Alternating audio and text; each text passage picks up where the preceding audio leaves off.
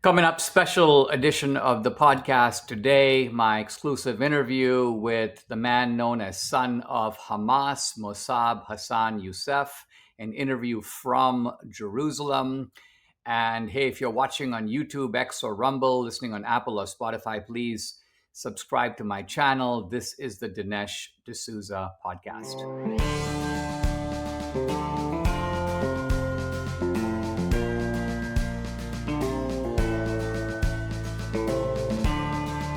America needs this voice. The times are crazy. In a time of confusion, division, and lies, we need a brave voice of reason, understanding, and truth. This is the Dinesh D'Souza podcast. Guys, the two defining issues of our time, in the broadest sense, are darkness and light. So there's darkness all around us. We see it domestically, the Charlie Kirk assassination. In fact, just now recently, an attack on the ICE facility, and apparently this was done by some kind of an Antifa guy. We see again bullets and ammunition with markings, with writing on them. So this is somewhat new. I thought it was kind of a one-off with Charlie Kirk, but here we have it again. So this appears to be some kind of a new mechanism or new strategy being used by the violent left. And of course, we see a continuation of turbulence in the Middle East. So there's darkness over there, there's darkness over here. It's really the same darkness. And the light is revival. The light is a spirit of renewal. We see in Israel, for example, the Jews are taking up with the strength of the ancient Israelites. And we as Christians also need to get strong and get tough and be up to the challenges that are being thrown in front of us, not just by bad guys doing bad things, but ultimately by the devil, by the ultimate adversary who wants something from us, namely our souls. Now, special episode of the podcast today. And by the way, this is a two-part episode, part one today, but each of the parts stands on their own.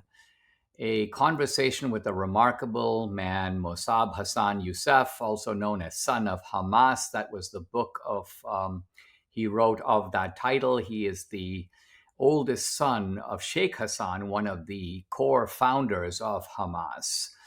And ever since Mosab broke with Hamas, his life has been in danger. He has been on the run. It was not easy for me to get this interview. Debbie and I were trying to arrange it online. Mosab said he could do it, and then he couldn't do it because of some security issues that's come up, and he had to be on the move. And I cannot imagine what this poor man goes through day by day, but he's incredibly brave and he's incredibly smart. And happily, I was able to corral him while Debbie and I were in Israel for our Pilgrimage Road event. I was able to go to the studios at TBN in Jerusalem and have a really powerful one-on-one with Mosab Hassan Yousef. So you're in for something that I won't call it a treat, but it's something I think that you'll find absorbing, incredibly timely. This is a guy who knows Hamas really from the inside out. He also understands the events of the region up close in a way that it's, for those of us who are far removed, we can learn from this guy. So without further delay, here is my conversation live from Jerusalem with Mosab Hassan Yousef. Hey, I know a thing or two about being targeted by the government, but don't give them a reason to target you. Owing the IRS back taxes is a good way to get targeted. Are your tax returns still unfiled? Did you forget to file for an extension? The October 15th deadline is fast approaching. Time is running out. If you haven't gathered all your documents or made any estimated payments, you could soon be chased down, targeted by the IRS. Now, they can garnish your wages, they can freeze your bank accounts, even seize your property. They have a lot of power. But there's help available Tax Network USA is a nationwide tax firm. They've helped taxpayers save over $1 billion in tax debt. They've filed hundreds of thousands of tax returns, assisted thousands in reducing their tax burden, and they can help you too. Don't wait. Visit tnusa.com. So TN is Tax Network. Visit tnusa.com/Dinesh or call 800-958-1000. You get a 100% free consultation in one short call. The experts at Tax Network will guide you through some simple questions to determine how much you can save. Take action now before it's too late. Visit tnusa.com/Dinesh or call 800-958-1000. Talk about making a big mistake. In 2000, Blockbuster passed on buying Netflix. By 2010, Blockbuster had filed for bankruptcy. So sometimes saying no can really cost us. And today, many people over 62 are saying no to reverse mortgages and overlooking the value of their home equity. So for those who have undersaved, it can be a lifeline for more cash flow to supplement Social Security. For those with money, reverse mortgages can improve tax planning, make investments last longer, even allow you to leave a larger inheritance or help family while you're still here. Reverse mortgages can be one of the smartest moves in the fourth quarter of life. Don't miss out. Read the book I did. It's called Home Equity and Reverse Mortgages, the Cinderella of the Baby Boomer Retirement. Kind of an eye-opener. Get it free from our valued partner, which is Movement Mortgage. Just go to movement.com/Dinesh, or you can call Movement Mortgage. Here's the number, 580-REVERSE. That's 580-738-3773. NMLS ID 39179. Guys, I'm delighted to be having a conversation with someone I admire immensely. It is Mosab Hassan Yousef, also known as Son of Hamas, because of a book that he wrote of that title. This is one of the bravest men alive. He is the son of Sheikh Hassan, who is one of the founders of Hamas. And yet, as he came to understand Hamas and understand the so-called Palestinian struggle, Mosab Hassan Yousef turned against Hamas, spoke out against Hamas, began to tell on Hamas, and as a result, found his life in grave danger. In fact, his own father called for his assassination, and this is a man who now lives a hunted life. He is, in a sense, on the move. I don't know if it's right to say he's on the run, but he's someone who has to look over his shoulder in the full sense of that term. I'm very lucky to be able to have this conversation. It is a rare one-on-one discussion that we're going to have about Islam, about the Palestinians, about Gaza, but also about something that concerns him deeply, what he sees as happening in the West and in America. We're having this conversation in Jerusalem, and Mosab, it's a pleasure and an honor to be having to have a chance to speak to you. Let me jump right in. We are seeing emerge something that I think is one of the strangest alliances that one would never have anticipated. Let me sort of put it this way. Charlie Kirk recently assassinated, and assassinated by a suspect or by an alleged suspect who is motivated by, you could call it, leftist or trans ideology. And yet, as I think about that, and I think about the people who celebrated that, they're on the secular left. They're delighted that this happened. They were cheering. One guy was singing a song, "We Got Charlie in the Neck." And it reminded me of the jubilation in Gaza following October 7th. And I'm like, these seem to be sort of the same people, but they're not the same people. In fact, the secular left and the Islamic radicals, if I can use that term, they don't have the same philosophy. They don't seem to have the same goals, and yet they are strange bedfellows. They are politically somewhat aligned with each other, and clearly they seem to use some of the same tactics.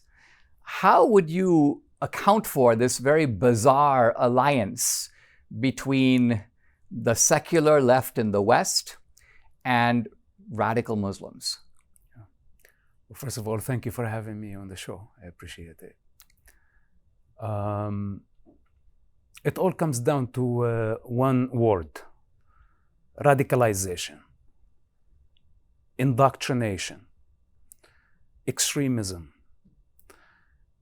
And this is the environment, this is the culture where I came from. My birthplace in what's known as the West Bank, the city of Ramallah. Things were very peaceful prior to the first Intifada. But then material started coming from Afghanistan, jihadi material. They screened it in the mosques. Then other ideologies of Abdullah Azzam, the Muslim Brotherhood, also invaded our territory.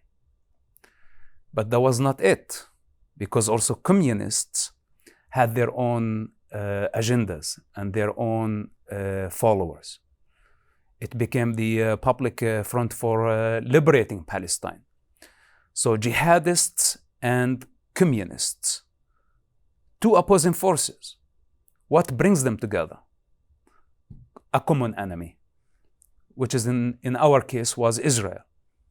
They radicalized everybody. And of course, part of their system was to indoctrinate children. And this is the abuse that Palestinians agree on. Radicalizing, indoctrinating children is totally acceptable in the Palestinian society. And of course, decade after decade, people die. And children become terrorists. Children become suicide bombers. And instead of realizing that this is a vicious cycle, can never end, they praise suicide bombing. They praise violence. They don't look at the root cause, which is the spread of sick ideologies that is threat to any society, not only the Palestinian society. Before it was Palestinian society, it's an Arab society. But Palestinianism is basically an ideology. It's a religion of a kind, a belief system. And they brainwashed everyone. I was supposed to die for that cause. Nobody ever told me that my ethnicity was an Arab. They wanted us to be Palestinians, even though Palestine never existed. They wanted us to believe that there is occupation and we were supposed to fight until death for the sake of the cause. So I ended up in prison. I lost my family. And look today, 15 years later, after I left the region, it's a total destruction of Gaza, total destruction. And instead for the Palestinians to have a full pause, to stop and evaluate the entire thing, they continue to blame, they continue to ignore the process of indoctrination and radicalization. So now, in the shadow of the assassination of Charlie Kirk, this is just the beginning. And this is what I've been warning, as an American. For 15 years now, my book came out. I got shunned by my family as outcome.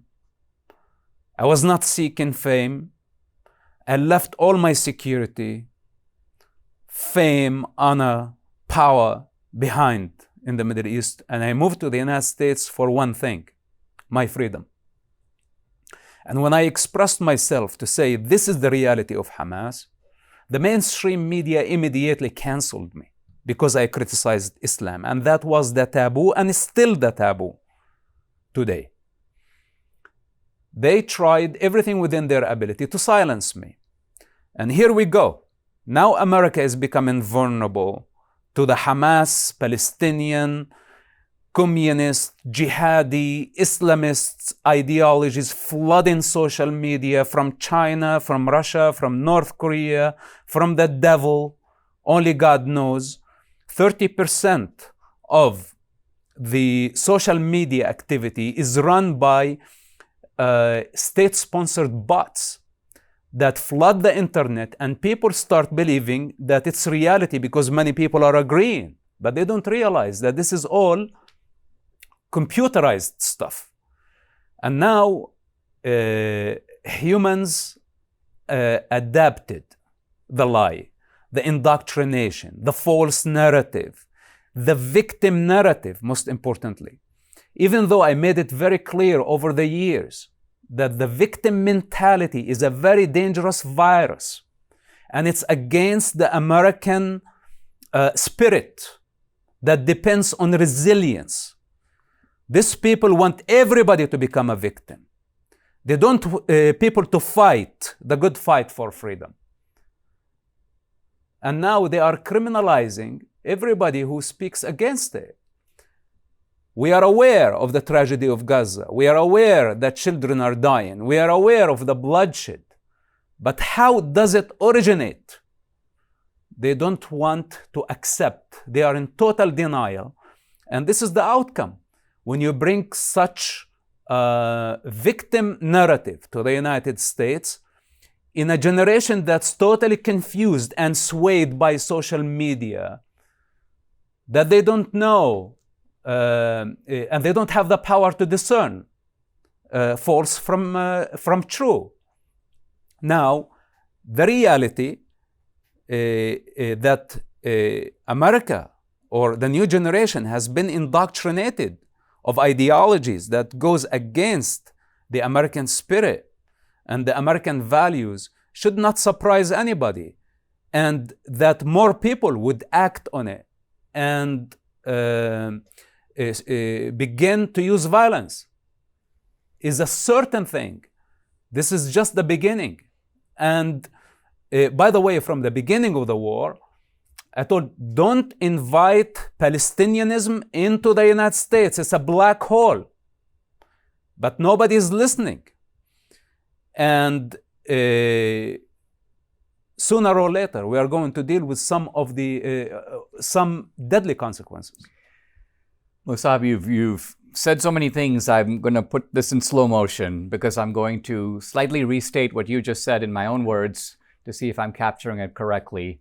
You're saying that this peculiar alliance between the secular left, let's call this the Red faction or the communists, and on the other hand, the Islamists or the radical Muslims, is not just a feature of the West, it has actually been occurring inside of the West Bank and inside of Gaza, right? Because you said that the PLO, the communists, they were in alliance together, this red and green alliance, so to speak, creating this atmosphere of toxic indoctrination inside of the world of the Arabs, the Palestinians, and creating an ideology that you're calling Palestinianism, which I want to get into in a moment.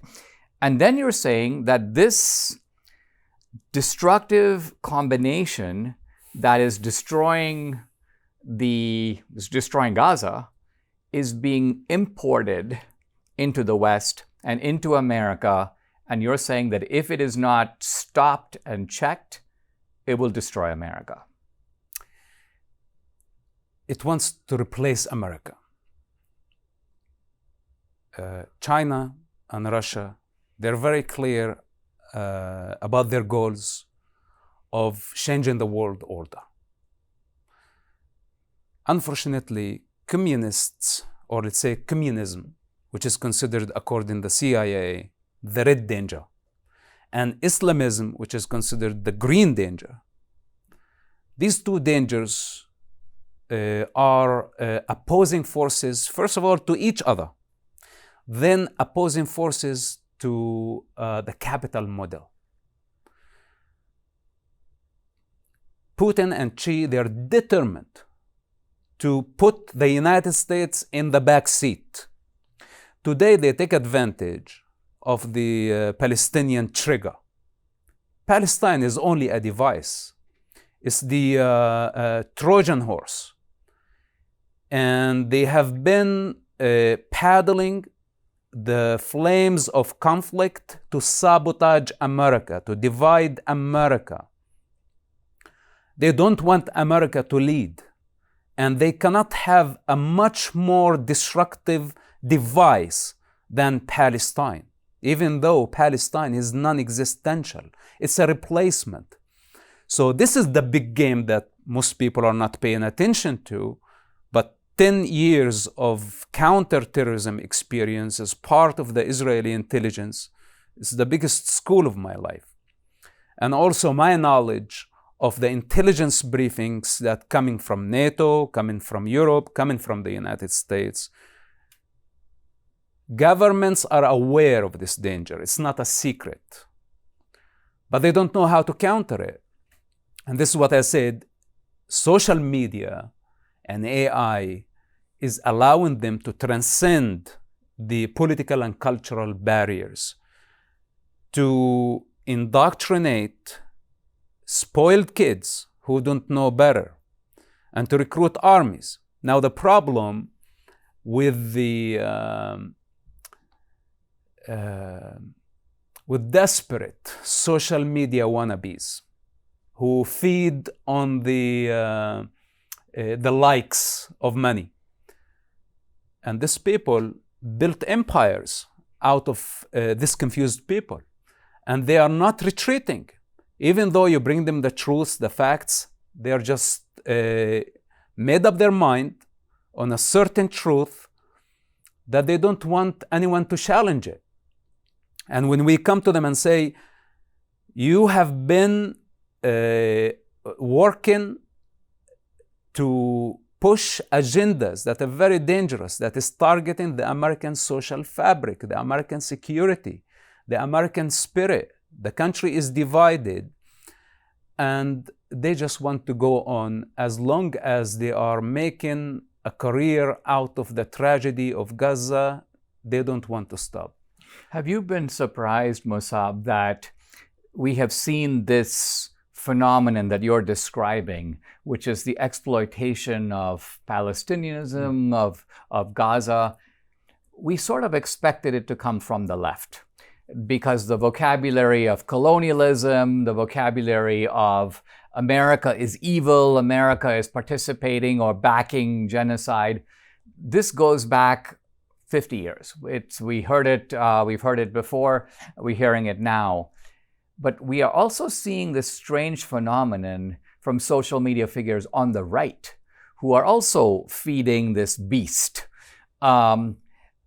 Do you think that the motive here is just opportunism? Is it just to become a social media sensation? Is it to tap into the vulnerability of a younger generation that has amnesia or doesn't even know what the world even looks or feels like? I mean, right. You and I have grown up in other cultures, so we know how things are on the ground, but the ordinary American following this kind of information, they're fed it, they don't know how to check it. And they have no experience that would contradict it. Have you been surprised to see the sort of right-wing or MAGA participation in this problem that you're describing? Look, the honest truth, I wasn't on social media for about 10 years. I just recently, when the war started, I had to open some accounts so I can communicate with the public. It's like I was in a coma somehow. And I wake up on a reality where everything is done in the virtual realm.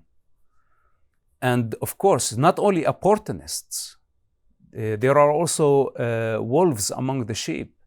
Everybody is driven by a certain desire, whether if it's fame, money, power. There's lots of power when you have lots of followers right now. Everything is measured by how many followers do you have. It's not about how truthful you are. It's not about how experienced. Do you qualify to talk on the topic? None of these people been even to the territory or to Gaza to understand the culture. They took sides. At the beginning, they started as anti-war activists, which is legitimate. I cannot cancel their right to say ceasefire. But when they turned into anti-Israel activists, generalizing and labeling the Jewish nation as genocidal, as colonizers, canceling their right to exist, demonizing, dehumanizing, and defaming. This is now a very, very dangerous take on the problem. Those who don't know the reality of the Middle East did not have the right to talk on the topic, but they did anyway. What's the outcome? More confusion, the spread of false narrative, and violence are connected in the Palestinian territories. When the lies start growing and more people start believing in it, the peaceful environment that I grew up in as a child was gone forever.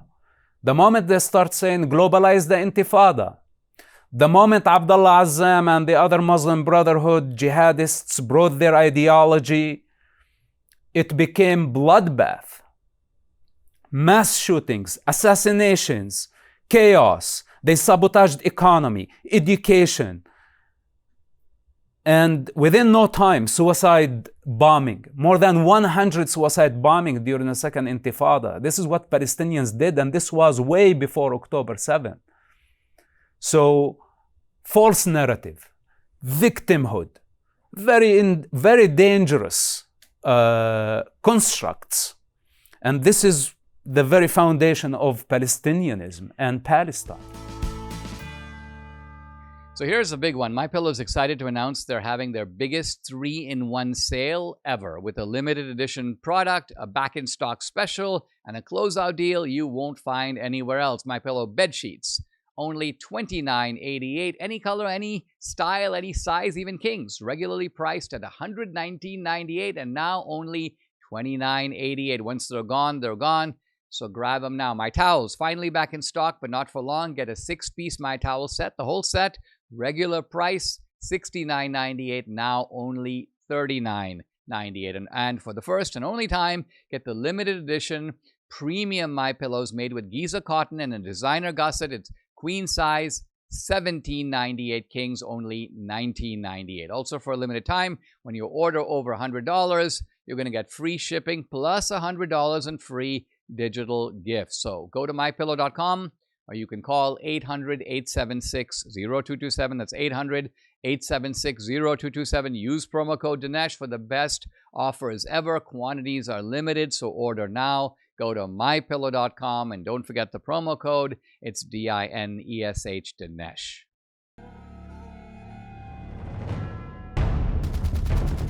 Is the conflict between Israel and the Palestinians the revival of an ancient conflict recorded in the Bible? The nation of Israel is a resurrected nation. What if there was going to be a resurrection of another people, an enemy people of Israel? Dinesh D'Souza went into a war zone to make his new film. It offers a new way to understand October 7th, Israel, radical Islam, anti-Semitism, and biblical prophecy. Could the fate of the world, of humanity itself, be tied to this place? We came back to a land that was largely barren and empty, and we brought it back to life, and we're going to keep it. The Dragon's Prophecy isn't just about the Middle East. It's about you. Because without that Jewish foundation, there is no Christianity. Based on Jonathan Cahn's international bestseller, in theaters October 6th and 8th. Streaming and DVDs available October 9th. Get the film at thedragonsprophecyfilm.com. This film contains graphic violence of October 7th. What, Mosab, is the psychological root of this? In other words, if you show me a child who has been propagandized, I go, I understand how that happened, right? But if you tell me that the parents are aware of this indoctrination, they are supportive of it, they are backers of Hamas, they recognize that this could result in the leveling of their society, but they persist in it, I ask myself, like, what is it about human nature that doesn't say this destruction is terrible, it's not working out for us, look at the result of it? I mean, what is it about human nature that says, let's keep doing it? Is it merely that is the civilian population living in fear, or is the civilian population in it with Hamas? Look, there's so many things to study regarding this phenomena. For example, tribalism. The West cannot understand tribalism, especially when it's, let's say, pairing with jihadism. These two forces. The people are not fighting for land.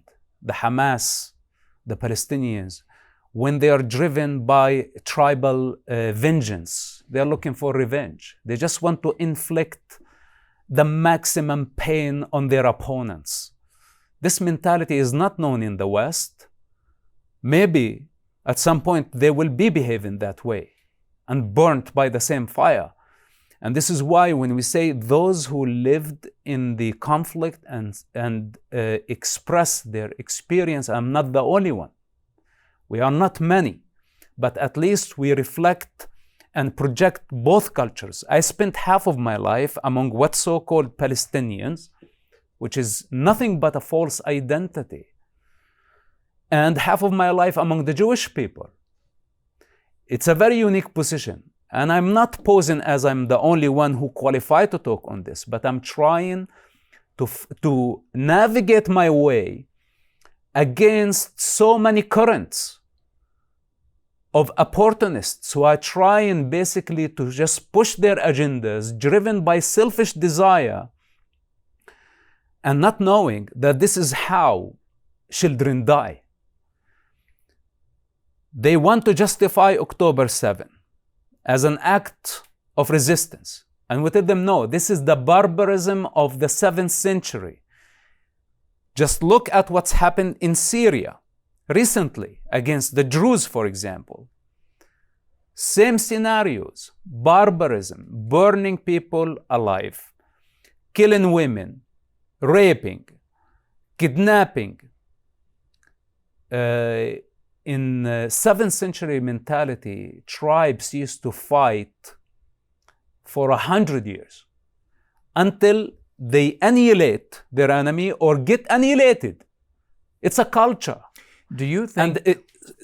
My point is, when you bring tribalism, at least this is one dimension of this paradox. It's not everything. Infinite forces at play. The destruction of Gaza, it was not just a simple problem of indigenous people fighting for their land, and there are two forces, colonizers and indigenous people. There's so many forces at play, and this is why the destruction is total. Gaza is rubble today, not because Israel wanted to do that, because there is no other way. If Gaza is not leveled to ground zero, it will continue to breed terrorism. Today, jihadists, tomorrow, communists, and the next day could be socialists. This is the breeding ground that has been going on for about 70 years, and so many foreign entities, from the Islamic Republic to Russia to Egypt to the Arab League to the Muslim countries to the oil money. Even today, we have Americans and Europeans who have been exploiting the tragedy. How it will never end. And you cannot satisfy their ambition because they're not one force. I wish they were just an ethnic group with a purpose that they say, okay, we want this piece of land and we want to establish a nation on it. They were given a land back in 1948, and they've been given a land again and again, opportunity to build a nation, to build a state. But they refused. Their focus has been the destruction of the Jewish state, that they refuse and reject the right for Israel and Jewish people to exist in the region. So there's so many things we can talk about. Is it jealousy? Israel, for example, hardworking people, successful minority. Their culture is based on education. They praise diversity.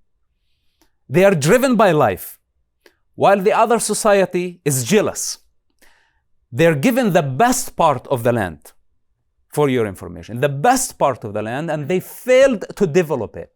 Now they want to go dominate the other part, the other side of the river, the greener side. Why? Because it's developed. Why? Because there is freedom. Women are free. The beaches are thriving. The economy is thriving. So now here comes the human condition as well. It's not only hate, it's also jealousy, it's delusion, it's human conditioning based on myth of the 7th century, tribalism, and add to that all the foreign entities trying to settle their score and making the children pay the price. I can go on and on forever. You cannot, it's so elusive and it has so many sides. This is why I am totally against this vessel called Palestine. It's a very, very dangerous trigger. And if the people don't wake up, it is not going to be only the destruction of Gaza. It would be the destruction of Europe and possibly the destruction of the United States. Tribalism is one thing, and then you have something that is not tribal per se. You have Islam. Islam is universal in its claims. It is 2.5 billion or 2 billion people out of the 8 billion or so on the planet. And there has been a debate in America going back to 9/11 about whether Islamic radicalism of the kind that we've seen in Al-Qaeda, we've seen with ISIS, we've seen it with Islamic Jihad, is all of that a natural product of Islam, or is it a deviant spin-off of Islam that is out of the true spirit of Islam? What do you say? Look, this is the dangerous zone that nobody wants to enter. Why? First of all, Muslims are a majority. When we talk about 25% of the population of Earth, this is not just a small minority. Right. And they are very powerful because behind them is Saudi Arabia, Qatar, the Persian Gulf money, the Islamic Republic. They have been buying the West. That includes property. That includes politicians.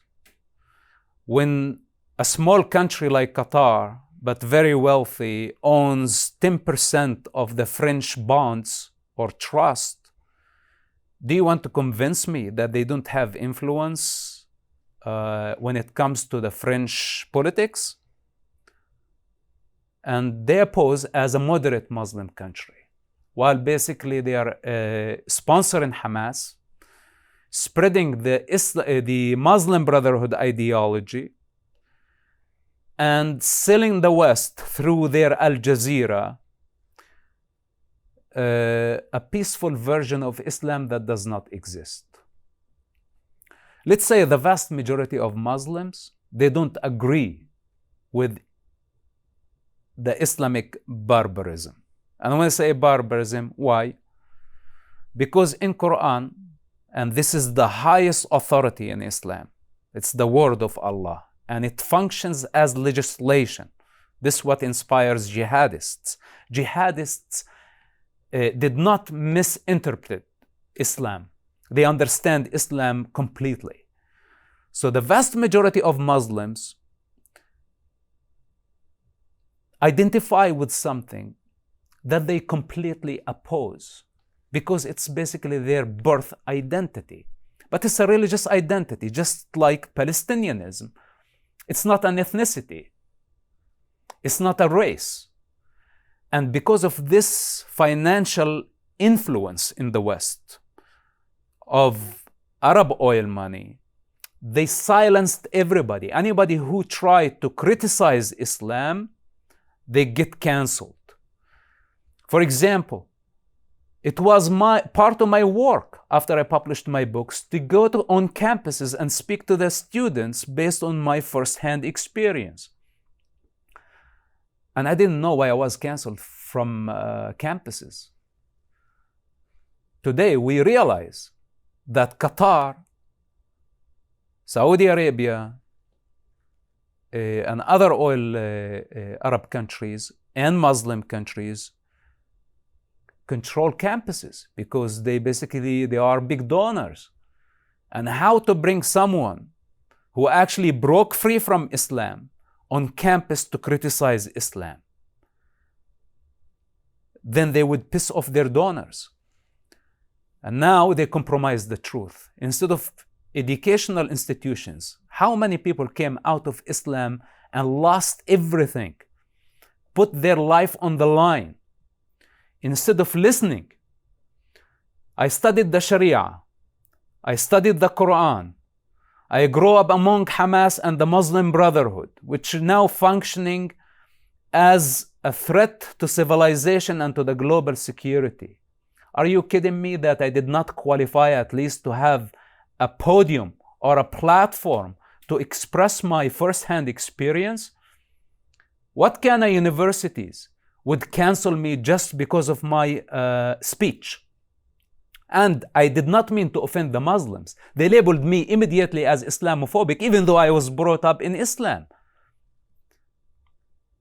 So what's the outcome of this? Radicalization, and this is how they keep spreading their hateful ideologies against the West while they have the cover of being a peaceful religion.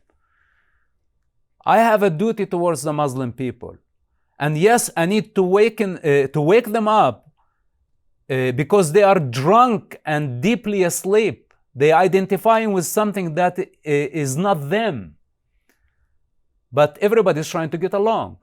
And this is not the way. In Christianity, everybody's criticizing Christianity. You criticize Judaism, no problem, it's not a crime. But dare to criticize Islam. And as long as we have not overcome this barrier that is basically created by Arab and Islamic influential states that now control compromised politicians in the West, as long as we don't realize this, they will continue to invade the West to the point where they would bleed the West from its values, from its ethics, and leave us like literally a skeleton. I remember, Mosab, watching your speech. Now, you were allowed to speak, or sort of. This was your Oxford speech. And you had this bizarre spectacle of all these young people who have an opportunity to learn from you. You're a first-hand witness to the things you're describing. And they were booing and shouting and mocking you.